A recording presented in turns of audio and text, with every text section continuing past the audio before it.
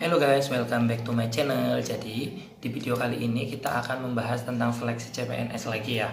Jadi kemarin sudah kita bahas tentang formasi beberapa kementerian lembaga, terutama yang membuka untuk lulusan SMA. Bisa disimak di kolom deskripsi ya. Nanti saya cantumkan atau bisa dilihat di recent video yang sudah channel ini upload. Jadi di sini saya akan membahas tentang urutan proses atau tahapan penerimaan CPNS. Di sini ada 10 tahapan yang harus kalian lalui dari proses tes CPNS sampai kalian mulai nantinya pembekalan. Oke, sebelum lanjut ke videonya, kita intro dulu ya guys.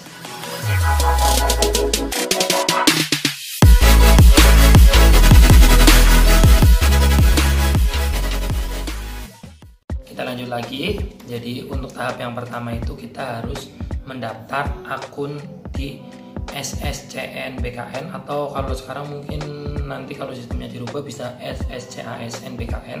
Nanti tinggal lihat di pengumumannya saja. Jadi kalian harus daftar akun. Di saat daftar akun ini kalian harus mempersiapkan dokumen seperti KTP, terus untuk ijazah, terus KK dan lain-lain, karena nanti di sana dibutuhkan nomor-nomor seperti nomor ijazah, NIK dan lain-lain. Oke. Jadi setelah kalian selesai mendaftar, kita lanjut ke tahap kedua, yaitu mendaftar di instansi dan formasi yang akan kalian pilih. Jadi dalam mendaftar formasi ini pertama harus menentukan dulu formasi yang akan diambil itu di instansi mana. Jadi kita milihnya dari instansinya dulu. Misalnya kita akan mengambil di Kementerian Hukum dan HAM. Pilih Kementerian Hukum dan HAM-nya dan pastikan kualifikasi pendidikannya sesuai ya. Jadi pilih, kemudian lanjut ke formasinya. Nanti pilih formasi, sudah kalian isi persyaratan-persyaratan dan lain-lain yang ada di situ. Setelah selesai, kita lanjut ke upload berkas persyaratan. Jadi setiap formasi itu nanti ada persyaratannya. Nah, persyaratan itu nanti ada bagian upload berkasnya. Kalian sesuaikan. Untuk di situ biasanya ada tertera untuk jenis filenya apa, ukurannya berapa maksimal. Kalian sesuaikan, jangan sampai harusnya filenya PDF kalian kirim JPEG, atau bahkan harusnya JPEG kalian kirim PNG. Itu juga nggak bisa. Sebisa mungkin untuk berkas administrasi disesuaikan sesuai instruksi. Kalau ada lamaran yang harus tulis tangan, kalian tulis tangan. Kalau harus disertakan materai, harus disertakan materai. Itu penting ya, karena akan mempengaruhi kelulusan Anda di seleksi administrasi. Nah, setelah selesai upload berkas semuanya, kemudian akan ada proses seleksi administrasi dari berkas-berkas persyaratan yang sudah kalian upload guys. Oh ya, untuk berkas administrasi itu di beberapa instansi ada. Kalau dulu itu yang walaupun sudah upload berkas, kalian harus mengirimkan persyaratan yang hardnya kalian kirim secara langsung melalui pos atau kirim ke instansinya. Jadi ada beberapa instansi yang masih seperti itu, tapi ada beberapa seperti instansi yang dulu saya lamar itu nggak perlu. Jadi seluruh berkas untuk seleksi itu ya berkas yang kalian upload. Jadi kalian harus perhatikan di pengumumannya secara detail ya. Untuk yang selanjutnya yaitu proses tahapan keempat, yaitu pengumuman hasil seleksi administrasi. Jadi di sini nanti kalian akan mendapatkan nama-nama yang seleksi administrasinya lolos. Setelah itu ada info tentang tahapan selanjutnya, yaitu tahapan seleksi kompetensi dasar atau seleksi SKD, dan apa saja yang perlu kalian siapkan di seleksi SKD itu, yaitu terkait nanti harus membawa apa, pakaiannya apa, dan seleksinya di mana. Itu nanti ada di pengumuman hasil seleksi administrasi ini ya guys.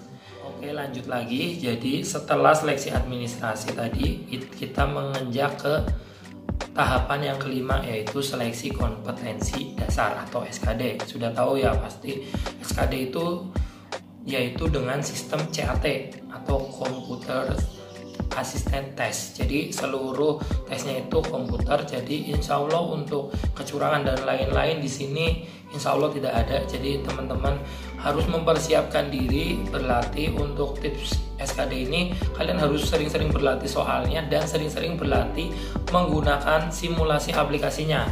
Kenapa? Pengalaman saya pribadi, ketika kalian walaupun sudah menguasai materinya, ketika kalian tidak terbiasa dengan SKD-nya atau sistem CAT-nya, kalian akan menghambat dalam proses pengisian. Jadi dua-duanya harus kalian lakukan, yaitu berlatih ke sistem CAT-nya dan berlatih soal-soal banyak pengayaan, karena soal SKD ini sangat luas, baik itu tentang TWK-nya, TKP maupun yang lain-lainnya, yaitu semuanya luas, jadi nggak ada batasan. Bisa jadi kalian dapat paket yang tentang dalam negeri atau dan lain-lain, bisa jadi paket yang kalian dapatkan sesuatu yang baru, benar-benar sesuatu yang belum pernah kalian pelajari. Itu kenapa kalian harus banyak-banyak berlatih soal dari soal-soal paket soal yang banyak bertebaran di internet, bisa kalian download secara gratis.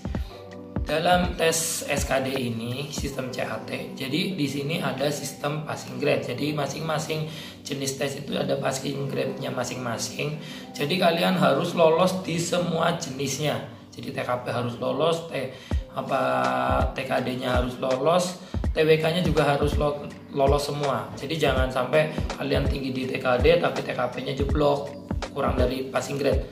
Tiga-tiganya harus lolos. Jadi selain harus lolos, jadi di sini juga ada perankingan. Banyak kasus kalian mengejar passing grade, tapi ternyata secara ranking dari teman-teman yang lolos ini, misalnya ada 100 orang yang lolos, tapi di ranking itu kalian di tengah-tengah, tidak masuk dalam berapa besar dari jumlah yang diloloskan untuk seleksi SKB. Itu juga teman-teman tidak bisa lolos untuk tahap selanjutnya. Terus berapa sih jumlah yang bisa mengikuti tahap selanjutnya? Nah, di sini untuk ketentuannya adalah 3 kali dari jumlah formasi yang kalian lamar. Jadi untuk pintar-pintar memilih formasi, semakin banyak formasi, peluang kalian semakin besar. Itu memang mempengaruhi ya guys. Jadi untuk tips memilih formasi nanti kita akan bahas di video lainnya. Bisa kalian lihat di seperti biasa kolom deskripsi. Oke, next tahapan ke-6. Selain SKD yang sudah kalian lolos, kalian akan mengikuti tes yang namanya SKB atau seleksi kompetensi bidang. Jadi di seleksi kompetensi bidang ini apa aja sih yang akan keluar? Jadi nanti yang keluar itu bidang tugas dari ASN. Jadi peraturan-peraturan SSN, kebijakan ASN nanti akan keluar di sana. Dan yang paling tidak kalah penting yaitu bidang tugas dari formasi yang kalian pilih. Misalnya kalian mengambil formasi penyuluh perikanan, nanti akan ada penyuluh perikanan itu ngapain aja sih, tugasnya apa saja, kalian harus pelajari itu ya guys. Atau di bidang karantina ikan kalau misalnya di perikanan, atau kalian misalnya ngambil Polsuspas atau polisi khusus lapas atau penjaga tahanan, nanti formasi itu yang harus kalian pelajari apa saja, itu harus teman-teman pelajari di situ ya guys untuk di seleksi kompetensi bidang. Lalu ada juga tes wawancara. Di tes wawancara ini nggak semua instansi, nggak semua kementerian lembaga mengikutkan tes ini ya. Terutama di Pemda sama Pemkot itu, yaitu pemerintah provinsi dan daerah, itu biasanya itu oleh BKN itu dibatasi, biasanya hanya SKD dan SKB saja melalui CAT untuk menghindari kecurangan ya kalau dari yang saya baca itu. Tapi kalau untuk di kementerian lembaga biasanya tes wawancara itu ada. Selain tes wawancara nanti tes wawancara itu meliputi psikologi juga ya guys. Jadi ada tes psikologi juga di sini. Jadi ada psikolog dan ada yang dari pejabat tinggi pratama dari masing-masing instansi tersebut. selain itu di tes SKB nanti juga biasanya ada psikotes. Kalau yang mempersyaratkan itu psikotesnya sendiri. Nanti juga ada tes kesamaptaan di beberapa instansi yang mempersyaratkan itu, atau tes renang jika formasi itu membutuhkan keahlian renang, dan tes-tes lainnya yang diatur dari masing-masing kementerian lembaga. Jadi kalian harus cermat-cermat membaca, cermat-cermat mencari informasi dari tes penerimaan masing-masing instansi yang akan kalian lamar. Nah, itu tahapan-tahapan tes yang harus kalian lalui ya. Terus masih ada tes lagi enggak? Di sini mulai pada untuk tahapan ke-7 yaitu pengumuman kelulusan. Tapi ini bukan kelulusan final ya. Jadi nanti siapa-siapa yang lulus di formasi yang dipilih itu nanti akan diumumkan oleh masing-masing instansinya, ataupun kalian bisa cek di laman SSCN di dashboard yang kalian login, nanti ada kalian lulus atau tidak. Nah, selanjutnya setelah pengumuman kelulusan ini nanti kalian ada tahap verifikasi berkas. Nah, seluruh berkas-berkas yang sudah kalian apply lewat upload tadi di awal, nanti berkas fisiknya harus kalian bawa. Yaitu kalau misalnya syaratnya ada fotokopian, kalian bawa fotokopiannya plus aslinya. Jadi untuk yang fotokopian atau yang asli seperti surat pernyataan nanti dikumpulkan, kemudian diverifikasikan juga untuk berkas-berkas aslinya. Jadi kalian harus pastikan bawa berkas aslinya di bagian verifikasi berkas ini ya. Kemudian selain itu di seleksi di verifikasi berkas ini kalian juga harus menyiapkan SKCK. Nah, yang SKCK ini ada SKCK khusus. Jadi kalian ketika membuat SKCK pastikan peruntukannya untuk pendaftaran CPNS ya. Kalian buat SKCK-nya. Kemudian untuk penerbitannya sampai dengan di Polres ya, tingkat kabupaten. Jadi minimal tingkat kabupaten, jangan sampai kalian buat SKCK untuk CPNS tapi buatnya di Polsek. Jadi di Polsek hanya rekomendasi saja, nanti buatnya di Polres. Oke, selanjutnya sertakan juga biasanya hasil tes kesehatan. Ada beberapa instansi atau kementerian lembaga yang mempersyaratkan tes di hasil tes kesehatan itu di awal, tapi sebagian besar instansi itu mempersyaratkan tes untuk kesehatan ini pada verifikasi berkas. Untuk tes kesehatannya itu biasanya sudah tahu di masing-masing RS. Jadi biasanya RS ya. Untuk sekelas puskesmas tidak berlaku. Jadi kalian harus ke rumah sakit RSUD karena yang tanda tangan ini harus PNS, biasanya dokter yang PNS. Jadi kalian bisa ke RSUD terdekat di daerahnya masing-masing. Ini tesnya yaitu tes kesehatan dasar. Terus kemudian ada tes untuk nafsa atau tes narkoba. Jadi nanti ada tes urin, tes pengambilan darah dan lain-lain. Ini untuk tes kesehatan itu terdiri dari jasmani dan rohani. Untuk jasmani bisa dari kasat mata seperti biasa tes jasmani. Kalau tes rohani ini dia hampir kayak tes kejiwaan. Jadi di sana nanti kalian untuk mengisi kayak kuesioner atau tes psikologi semacam itu, tapi untuk spesifik tes kerohanian. Jadi nanti yang kalian sertakan itu ada surat keterangan sehat rohani, sehat jasmani dan nafsa. Untuk biayanya di masing-masing RSUD itu beda-beda, tapi yang relatif mahal itu di nafsa atau narkoba sama tes rohani. Jadi siap-siap saja untuk ketika kalian sudah lulus di tahap kelulusan itu untuk verifikasi berkas, siap-siapkan untuk tes kesehatan juga.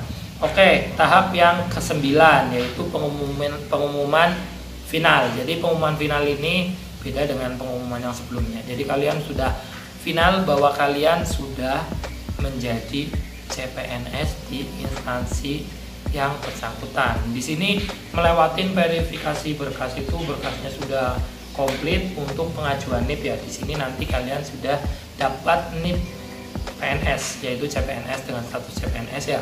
Kalian sudah dapat NIP, nanti di situ ada ini info-info yang menyangkut tentang kapan kalian akan mulai bertugas atau kapan akan mulai dikumpulkan di instansinya, mulai pembekalan CPNS dan lain-lain. Kemudian yang 10 sah jadi CPNS. Jadi kalian sudah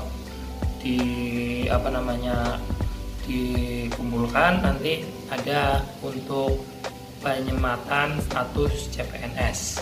Oke, untuk tahapan 10 tahap proses penerimaan CPNS mungkin sudah. Nanti kita akan bahas topik-topik lain tentang CPNS atau perekrutan PNS di video-video kita yang lainnya. Kalau ada request tentang apa yang perlu dibahas atau ada pertanyaan, silahkan tulis di kolom komentar. Dan jangan lupa like, share, komen, dan subscribe untuk yang belum subscribe. Bye-bye.